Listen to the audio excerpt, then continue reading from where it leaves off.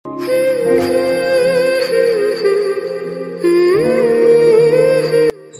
সকাল বন্ধুরা। তো দেখো সোনামা এই মাত্র ঘুম থেকে উঠেছে। তো আজকের দিনটা হলো ওই যে রান্না পূজার পরের দিন। তো আজকের বিশ্বকর্মা পুজোর দিন।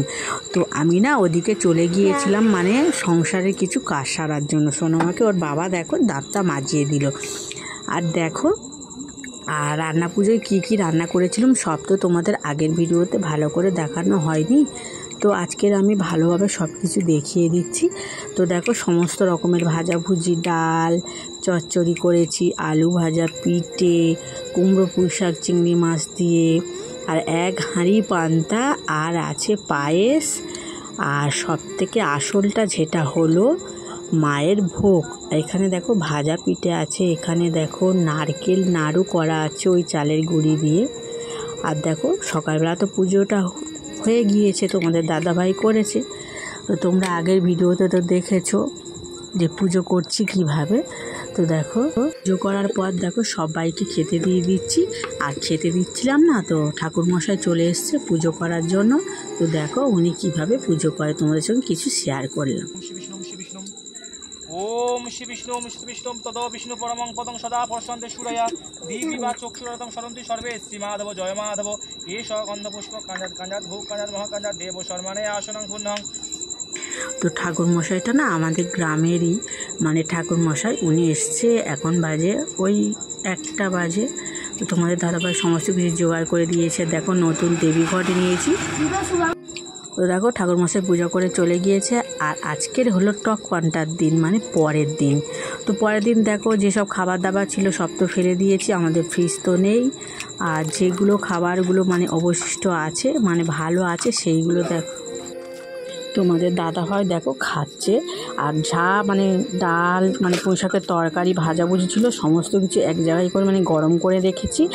আর দেখো আজকের পান্তাটা দেখো একদম শক্ত মানে একদম নরম হয়নি। তাহলে বলো কতটা ভালো চাল। আর হাফ পান্তা না ফেলে দিতে হয়েছে। অনেকজনা নেমন্তন্ন করেছিলাম, তারা কেউ খেতে আসেনি। তো যাই হোক দেখো আজকের টক পান্তার দিন। তো দেখো আমার দিদি শাশুড়িকে ডেকে নিয়ে যাচ্ছি, ওনাকে বললাম তো চলো পান্তা খাবে চলো। তো আগের দিনকেও নেমন্তন্ন করছিলাম, উনি খেয়ে গিয়েছে। দেখো ওনাকে খেতে দেওয়ার পরে যেসব বাসনগুলো ছিল না সেগুলো মেজে নিচ্ছি। 5-6 দিন বৃষ্টির জন্য না একদম জামা কাপড় কাচতে পারি না। আজকে অনেক জামা কাপড় কাচা হয়েছে জানো।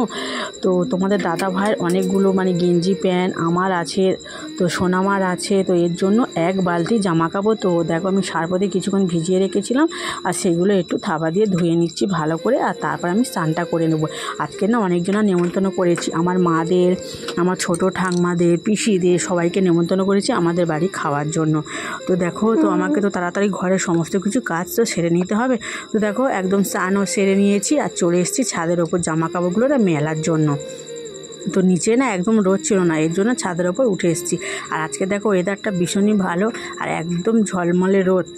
আর আকাশটা একদম পরিষ্কার, দেখো নীল হয়ে আছে, খুব ভালো লাগছে এই পরিবেশটা। তো দেখো এক এক করে সমস্ত জামা কাপড়গুলো মেলে দেখো চলে যাচ্ছি নিচে। দেখো কতগুলো জামা কাপড় কাচা হয়েছে। তো এইসব জামা কাপড়গুলো না কাচা হয়েছে, 1 ঘন্টা রাখার পরে না জামা কাপড়গুলো শুকিয়ে যাবে।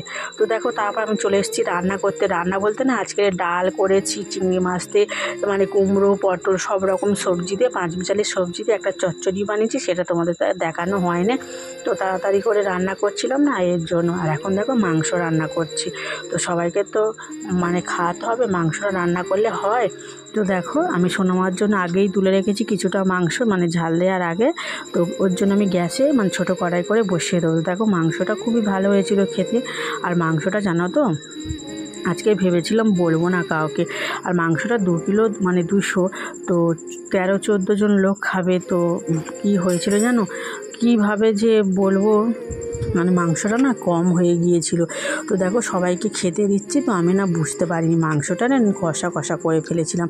একটু যদি ঝোল করতাম তো সবার ভালোভাবে পুড়িয়ে যেত মানে হয়েই যেত, এভাবে মানে শেষ হয়ে যেত না। তো দেখো সোনামাকে বলছি মা তুমি ছাদের ওপরে জামা কাপড়গুলো আনো, তো তুমি তো স্নান করেছো। তো দেখো সোনামা দেখো বেছে বেছে ওর এই জামাটাই পছন্দ, ও জামাটাই নিয়ে চলে এসছে। আর এখন বাজে দুপুর না 2টো। তো দেখি একদমই ভাত নেই, শেষ হয়ে গেছে, একদম অল্প ছিল, সে কটা রেখে দিয়েছি। আর আবারও ভাত বসাচ্ছি। তো গ্যাসে ভাতটা বসিয়ে দিয়েছি। আর সকাল থেকে না আমি আজকে কিছু খাইনি। ভীষণ খিদে পাচ্ছিলো, তো দেখো মুড়ি নিয়ে খাচ্ছি, আর তরকারি একদম কম হয়ে গিয়েছিল। তোমার শ্বশুরমশাইয়ের জন্য যেটুকু তরকারি ছিল আমি রেখে দিয়েছি, জানো তো তরকারি না থাকলে উনি ভীষণ রাগারাগি করবে, তো এর জন্য আমি না খেয়ে ওনাদের জন্য রেখে দিলাম। আর তারপর না প্রচণ্ড বাসন পড়েছিল, সেগুলো দেখো এক এক করে মেজে নিয়েছি। তো মাজাটা তোমাদের সাথে শেয়ার করা হয়, মাজাটা তোমাদের সাথে শেয়ার করছি। জানো তো বন্ধুরা, তোমরা আমার পাশে থেকো, আমাকে ভালোবেসে একটু সাপোর্ট করো, একটু ভিডিওটা শেয়ার করো যাতে আমি এগিয়ে যেতে পারি। তো তোমাদেরকে সকালবেলা বলা হয়নি, শুভ সকাল বন্ধুরা, তোমরা সবাই কেমন আছো? আশা করছি তোমরা সবাই খুব ভালো আছো। আমি দাদনামারা ছোট্ট একটা গ্রাম থেকে আমি পূজা, তোমাদেরকে জানাই পূজার ব্লগ চ্যানেলে অনেক অনেক স্বাগত, অনেক অনেক ভালোবাসা। তো আমি না অনেক কষ্টে ভিডিওটা এডিট করি, জানো তো আমি সারাদিন একদমই সময় পাই না। তো দোকানে বসে বসে না আমি এই এডিটগুলো করি, ভয়েস দিই, জানো তো হয়তো রাস্তার নানান রকমের আওয়াজ শুনতে পাবে আমার ভিডিওর মধ্যে, তোমরা কিন্তু মনে করো না, জানো তো সাইডের অনেক আওয়াজ আসে। তো দেখো আমি দেখছিলাম আমার শ্বশুরমশাই না, আমি ভিডিওটা বানাচ্ছি আর ওদিকে দেখো গেল কি নিয়ে আসতে, তো জানি না, আমি ওই জন্য দেখছিলাম যে যাতে না আমাকে দেখতে পায়। আমি ভিডিওগুলো বানাই না সবাইকে লুকিয়ে চুরি। আর এখন বাজে না 4:30, তোমাদের দাদাভাই দেখো অনেক দিনের পরে ফুচকা বিক্রি করতে যাবে। তো আজকে সকালবেলা যেন ফুচকা ভাজেনি, তো ওই যে 4-5 দিন আগে যে ফুচকাগুলো সেইগুলো। আর এখন দেখো আমার মা এসছে আমাদের বাড়ি 10টা বাজে, তো সোনামার জন্য দেখো খাবার কেক নিয়ে এসছে, ও ভীষণই খুশি। আর ওই যে দুপুরবেলা ভাত করেছিলাম আর 3 পিস না ইলিশ মাছ ভাজা ছিল, সেটাই ঝাল করেছি। টাটা বাই বাই, সবাই ভালো থেকো।